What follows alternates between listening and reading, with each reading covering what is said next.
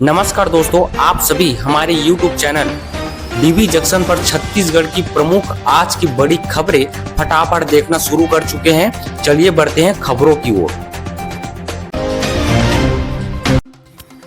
रायपुर के छत्तीसगढ़ कॉलेज में मारपीट की घटना सामने आई है। मौके पर मौजूद पुलिसकर्मियों ने उन्हें रोकने की कोशिश तो की, लेकिन उनसे धक्का मुक्की हो गई। वहीं इस दौरान पुलिसकर्मियों को भी कार्यकर्ताओं ने पीटा। किसी तरह पुलिस ने मामला शांत कराया। वहीं बताया जा रहा है कि सारा विवाद पोस्टर फाड़ने को लेकर हुआ है। मारपीट का वीडियो भी सामने आया है। राजधानी रायपुर के रेलवे स्टेशन में मंगलवार को अचानक लिफ्ट खराब हो गई। लिफ्ट खराब होने के दौरान उसमें 10 यात्री शामिल थे, जो करीब आधे घंटे तक फंसे रहे। कड़ी मशक्कत के बाद आखिर लिफ्ट का कांच तोड़कर लोगों को बाहर निकाला गया। इस घटना में किसी भी तरह की जनहानि नहीं हुई है, लेकिन अचानक लिफ्ट रुकने से यात्री घबरा गए थे। दरअसल रेलवे स्टेशन में एक प्लेटफॉर्म से दूसरे प्लेटफॉर्म जाने के लिए सीढ़ियों के साथ लिफ्ट की भी सुविधा है। मंगलवार दोपहर करीब 12:30 बजे यात्री लिफ्ट में चढ़कर अपने अपने प्लेटफॉर्म की ओर ट्रेन पकड़ने जा रहे थे, जिसमें बच्चे भी शामिल थे। इसी दौरान ही टेक्निकल खराबी के चलते अचानक बीच में ही लिफ्ट बंद हो गई। धमतरी जिले में 3 साल के बच्चे का कटा हुआ सिर मिला है। सिर घर से थोड़ी दूर झाड़ियों में पाया गया, जिसे बच्चे के माता पिता ने पहचान लिया। सिहावा पुलिस ने पंचनामा कर सिर के अवशेष को पोस्टमार्टम के लिए भेज दिया है। साथ ही शरीर के बाकी अंगों की तलाशी भी की जा रही है। इससे पहले घर की बाड़ी में कुछ बॉडी पार्ट्स मिले थे। घटना सिहावा थाना क्षेत्र के कोरमुड़ गाँव का है। वहीं तेंदुए के फुटप्रिंट मिलने की आशंका है कि तेंदुए ने बच्चे का शिकार किया होगा। बच्चे का नाम ऋतिक मरकाम है। पिता योगेश्वर मरकाम ने बताया कि 4 अगस्त की शाम की ये बात है, जहां परिवार के लोग धूमधाम से हरेली त्योहार मना रहे थे। सुबह से शाम तक बच्चों ने गेड़ी चढ़कर दौड़ लगाई। छत्तीसगढ़ी व्यंजन भी बने थे। सभी ने साथ में बैठकर खाया। इसी बीच बच्चा हाथ धोने के लिए गया, तभी अचानक वह गायब हो गया।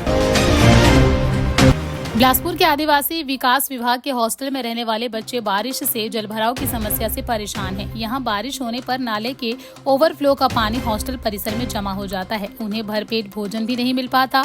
मंगलवार को कलेक्टर अवनीश शरण हॉस्टल का निरीक्षण करने पहुंचे, तब छात्राओं ने समस्याएं गिनाई।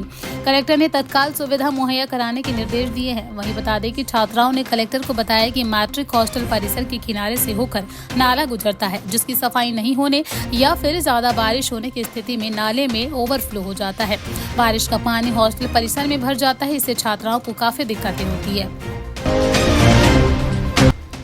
11 अगस्त से बीजेपी तिरंगा यात्रा निकालेगी। इस अभियान की रूपरेखा तैयार करने के लिए भाजपा कार्यालय में सीनियर नेताओं के साथ बैठक हो रही है, जिसमें अभियान को लेकर फाइनल रोड मैप तैयार किया जाएगा। इसमें शामिल होने के लिए भाजपा के राष्ट्रीय प्रवक्ता और बिहार भाजपा के मंत्री गुरु प्रकाश पासवान रायपुर पहुंचे हैं। पासवान हर घर तिरंगा अभियान प्रदेश के प्रभारी हैं। वो पार्टी कार्यकर्ताओं से अन्य मुद्दों पर भी मंथन कर रणनीति बनाएंगे। छत्तीसगढ़ राज्य शासन ने साल 2020 में दवा, लैब सामग्री और उपकरण खरीदी में 2,65,29,296 रुपए की अनियमितता के मामले में बड़ी कार्रवाई की है। दरअसल शासन ने कोरोना काल के दौरान साल 2020 में दवा और उपकरणों की खरीदी में करोड़ों के घोटाले के मामले में तत्कालीन additional director doctor Nirmal Verma को सस्पेंड कर दिया है। मामले की 2 साल से जाँच चल रही थी। उन्हें इस केस में दोषी पाया गया था। फिलहाल वर्मा जो है पंडित जवाहरलाल नेहरू मेडिकल कॉलेज में PSM विभाग के HOD हैं। निलंबन के दौरान जो है उन्हें मेडिकल कॉलेज कांकेर में अटैच किया गया है। छत्तीसगढ़ के जांजगीर चांपा जिले में बदमाश ने एयर गन से फायरिंग कर युवक को घायल कर दिया। पुलिस ने आरोपी पिंटू थवाइट को गिरफ्तार कर लिया है। आरोपी की कब्जे से एयर गन और गोली बरामद की गई है। घटना चांपा थाना क्षेत्र की है, जहां पर परशुराम चौक के पास रामकुमार देवांगन पर पुरानी रंजिश के चलते पिंटू थवाइट ने एयर गन से हमला कर दिया। घायल का इलाज जारी है। वहीं दुकान के सामने ये फायरिंग की गई। मिली जानकारी के अनुसार 4 अगस्त की शाम 5:30 बजे रामकुमार देवांगन अपने साथी के साथ ठेले पे ऑमलेट खाने के लिए पहुंचा था। उसी दौरान आरोपी पिंटू थवाइट ने रामकुमार देवांगन को भाग जाने की बात कही, नहीं तो उसे जान से मारने की धमकी दी थी।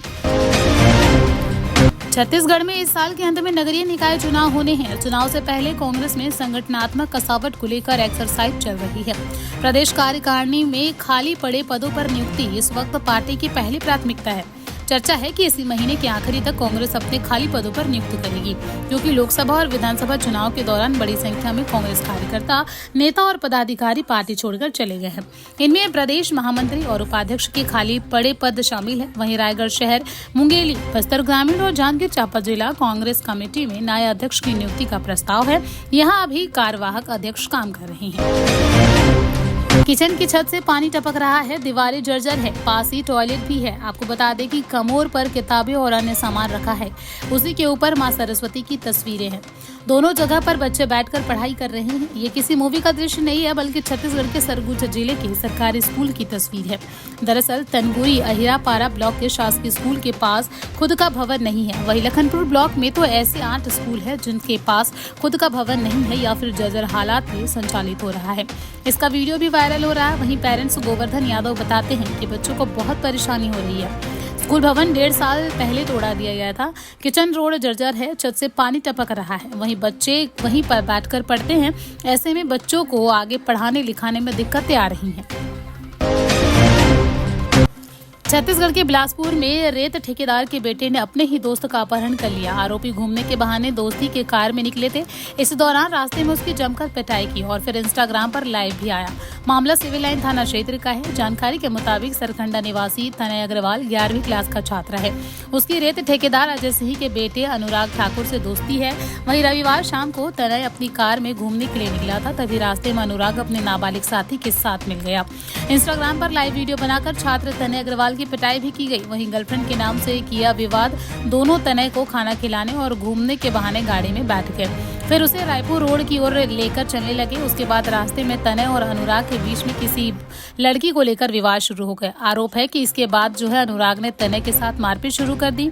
आरोपियों ने जबरदस्ती तनय को कार के पीछे सीट पर बैठने को कहा और फिर गाड़ी अनुराग ड्राइव करने लगा। इस दौरान जो है नाबालिग आरोपी मारपीट का इंस्टाग्राम पर वीडियो भी लाइव करता रहा। आरोपी मारपीट और गालियां देते हुए तनय को हथियार दिखाकर डराने भी लगा। फिलहाल ऐसा दबाव बनाया गया कि केस वापस लेना पड़े। रायपुर में दोपहर के बाद अचानक मौसम बदल गया और फिर तेज बारिश हो रही है। वहीं कोरबा में भी सुबह से रुक रुक कर बौछारें पड़ रही है। 9 जिलों में येलो अलर्ट जारी किया है। वहीं मौसम विभाग के मुताबिक सरगुजा, जशपुर, कोरिया, सूरजपुर, बलरामपुर, बिलासपुर, मुंगेली, कोरबा, बेमेतरा जिले में 1 से 2 जगहों पर हैवी रेनफॉल की संभावना जताई गई है। अगले 2 दिनों में प्रदेश में ज्यादातर स्थानों पर हल्की से मध्यम बारिश हो सकती है, तो वहीं कुछ जगहों पर भारी बारिश की संभावना है। इसके बाद वर्षा की गतिविधियों में कमी आने के आसार भी है। प्रदेश में अब तक सामान्य से 11% ज्यादा बारिश हो चुकी है। जशपुर जिले में इन दिनों हाथियों का इंसानी बस्तियों में आना जाना बढ़ गया है, जिससे इंसानों की जान को गंभीर खतरा पैदा हो गया है। बीते 1 सप्ताह में हाथियों के हमले में 3 लोगों की जान जा चुकी है, जबकि तमाम जागरूकता प्रयासों के बावजूद हमले थमने का नाम नहीं ले रहे हैं। ग्रामीणों का कहना है कि हाथियों का अनाज की तलाश में गाँव में घुसना इन हमलों का प्रमुख कारण है। ताजा घटना बादल खोल अभ्यारण्य के बुटका पंचायत की कोरबा बहुल गाँव के रंगपुर की है, जहाँ पर बीती रात एक हाथी ने कोहराम मचाया। दरअसल आधी रात को दल से बिछड़ा कर एक हाथी गांव में घुस गया और फिर कोटवार बुधराम का मकान तोड़ दिया। हाथी के आने की सूचना पर ग्रामीण इकट्ठा होकर उसे भगाने की कोशिश करने लगे। छत्तीसगढ़ में आज से मौसम का मिजाज बदलेगा। 2 दिनों तक बारिश थमने के बाद मंगलवार को एक बार फिर से मानसून की गतिविधियां सक्रिय होने की संभावना है। मंगलवार को राजधानी रायपुर समेत प्रदेश के अधिकांश जिलों में बारिश के आसार हैं। इसके साथ ही कुछ क्षेत्रों में बिजली गिरने के साथ ही भारी बारिश की संभावना भी है। मौसम विभाग के अनुसार 6 अगस्त को रायपुर, बिलासपुर और दुर्ग संभाग के अधिकांश जिलों में बारिश के आसार है। साथ ही कुछ जगहों पर तो गरज चमक के साथ भारी बारिश भी हो सकती है। वहीं मौसम एक्सपर्ट का कहना है कि छत्तीसगढ़ में मौसम का मिजाज कुछ दिनों तक ऐसे ही रहने वाला है। वहीं 2 दिनों तक बारिश थमने के बाद फिर मानसून की सक्रियता बढ़ गई है। जशपुर में मुख्यमंत्री विष्णुदेव साय ने घोषणा की है कि रेडी टू ईट योजना, जिसे भूपेश सरकार के दौरान महिला स्व सहायता समूहों से छीन लिया गया था, अब फिर से इन्हीं समूहों को सौंपने की तैयारी की जा रही है। मुख्यमंत्री साय ने यह घोषणा अपने 2 दिवसीय जशपुर दौरे के दौरान की है, क्योंकि मुख्यमंत्री साय ने सुबह बगिया निवास श्रीराम सदन में 59 कब्जाधारियों को वन भूमि के पट्टे सौंपे। पत्रकारों से बातचीत में उन्होंने प्रदेश में नए जिले बनाने की योजना से भी फिलहाल इनकार किया है। सड़कों पर मवेशी नहीं हटने और हादसों में कई मवेशियों की मौत होने के मामले को हाईकोर्ट ने गंभीरता से लिया है। कोर्ट ने सीएस को जांच कर इसके लिए कौन जिम्मेदार है 4 सप्ताह में बताने को कहा है। दरअसल याचिकाकर्ता ने वकील ने मवेशी मौत के आंकड़े भी इस दौरान कोर्ट में प्रस्तुत किए हैं। इसमें बताया गया है कि जनवरी में अब तक 73 हादसे हुए हैं, इसमें से 55 लोगों की मौत हो गई है।